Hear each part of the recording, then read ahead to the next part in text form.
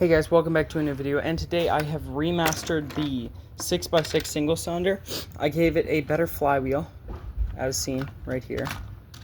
This one is much lighter, it's 3D printed,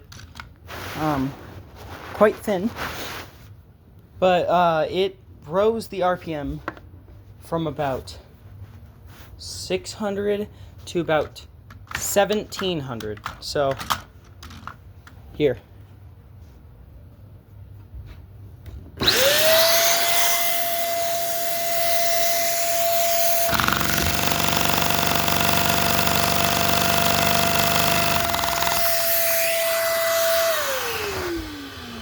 That was not a positive sound.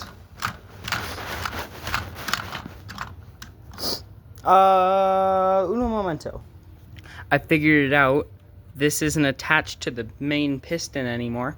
So, yeah, it's fast enough to rip itself apart. That's nice and fun. Well, that about sums up this video. I hope you're having a great day. Peace.